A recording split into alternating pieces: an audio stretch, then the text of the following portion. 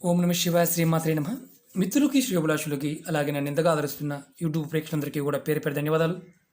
మిత్రులారా, మీ అందరికీ కూడా ఆ పరాదేవత ఎల్లవేళలా మీతో ఉండి మీ మనోవాంఛ నెరవేర్చాలని మనస్ఫూర్తిగా కోరుకుంటున్నాను.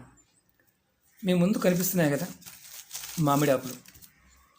దేండి గురువుగారు మామిడి ఆకులు చూపిస్తుందని అనుకోవచ్చు.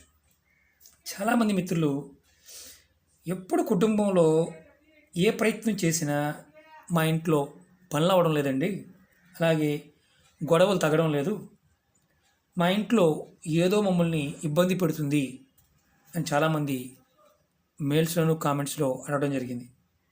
ఎవరి ఇంట్లో అయితే ఎక్కువగా నకారాత్మక శక్తి ఉంటుందో ఆ ఇంట్లో మీరు కుటుంబ సభ్యులు అందరూ అంటే కలిసి ఉమ్మడి కుటుంబం కావచ్చు, భార్యాభర్తలు కావచ్చు, పిల్లలు కావచ్చు, ఎప్పుడూ గొడవ పడుతూనే ఉంటారు.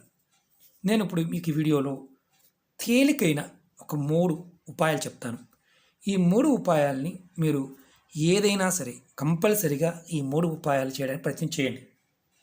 చేయటం వల్ల మీకు వచ్చే లాభం చెప్తాను.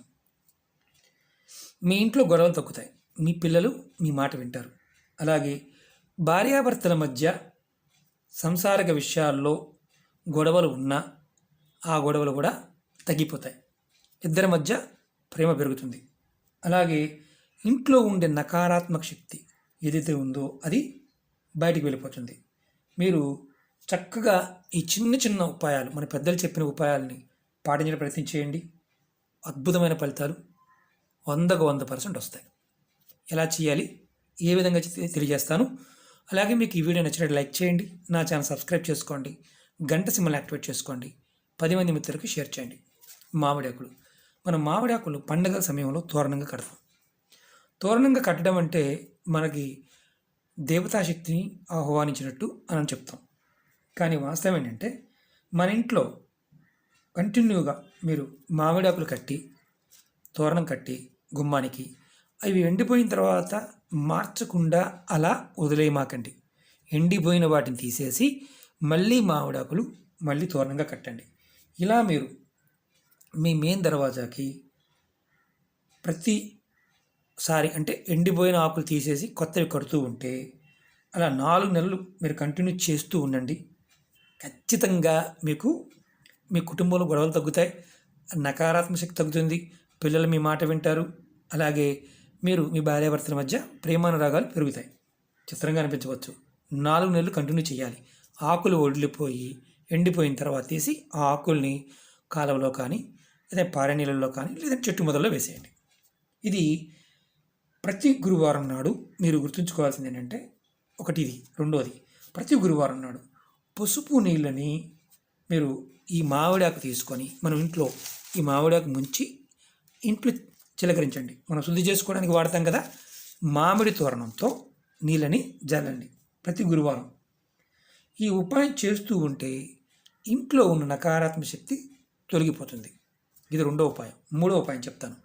మీరు పడుకునే మంచాలు ఏదైతే ఉన్నాయో వాటి మీద దుప్పట్లు, దిండ్లు వాటిని శుభ్రంగా ఉంచుకోవడం ప్రయత్నం చేయండి. అలాగే పడుకున్న మంచాలకి బూజు కానీ వెంట్రుకలు కానీ మంచాల మధ్యలో గ్యాప్లో కానీ మంచాల మీద కానీ ఉన్నా మీరు మీ భార్యాభర్తల మధ్య సరైన సత్సంబంధాలు ఉండవు.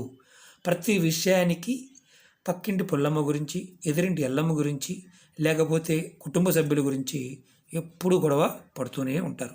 ఇది చెక్ చేసుకోండి. అలాగే కొంతమంది దిళ్ళు గలేబీలు అలాగే దిండ్లు కూడా వాటిని శుభ్రంగా ఉంచుకోరు, అలాగే వాడేస్తూ ఉంటారు సంవత్సరాలు. వాటిని కూడా మార్చుకోవాలి. ఎందుకంటే మనం నిద్రపోయేటప్పుడు వాహకంగా ఉన్న పదార్థాలు కొన్ని మంచిని చెడుని కూడా క్యారీ ఫార్వర్డ్ చేస్తాయి. కాబట్టి దిళ్ళు కూడా బాగోకపోతే మార్చుకొని, కొంతమంది నల్లగా అయిపోయే వరకు వాడుతూ ఉంటారు, జీవితం కూడా నల్లగా అయిపోతుంది, అంటే పూర్తిగా కంట్రోల్ లేకుండా అయిపోతుంది. వాటిని కూడా మార్చుకోండి. అందుకని మన పెద్దలు పాత రోజుల్లో ఈ పరుపులు తయారు చేయించి సంవత్సరానికి ఒకసారి ఆ దూదిని మళ్ళీ ఏకేవారు. అంటే వాటిని మెల్లగా మొత్తం మళ్ళీ బాగు చేయించి కొత్త దూది వేసి మళ్ళీ పరుపులు తయారు చేయించుకునేవారు. మనమేమనుకునేవారు అంటే అవి గట్టిగా అయిపోయినాయి కదా అందుకనేమనుకునేవారు. దాంట్లో అర్థం అది కాదు. ఎందుకంటే మనం పడుకునే వాటిల్లో కూడా నకారాత్మక శక్తి ఉన్నప్పుడు మన ఆలోచనలు కూడా భయంకరంగా ఉంటాయి. కాబట్టి ఇవి చిన్న చిన్న ఈ 3 విషయాల్లో కొంచెం జాగ్రత్త తీసుకోండి. ఖచ్చితంగా మీ కుటుంబం బాగుపడుతుంది. మామిడాకులే కదా తక్కువ అంచనా వేయమాకండి. సర్వశక్తివంతమైన, యోగకారకమైన, యోగ్యమైన దేవతా వృక్షం మామిడి చెట్టు. లక్ష్మీ స్వరూపం. లక్ష్మీదేవి ఖచ్చితంగా ఇంట్లో ఉంటుంది మామిడాకులు తోరణం కట్టడం చేస్తే. అలా తోరణాల గురించి కూడా అంతకుముందు వీడియోలో చెప్పాను. నా వీడియోలోకి వెళ్ళి చూడండి. మన పెద్దలు ఎన్నో అద్భుతమైన విషయాలు మనకు అందించారు. కాలక్రమేణా మనం మర్చిపోతూ వస్తున్నాం.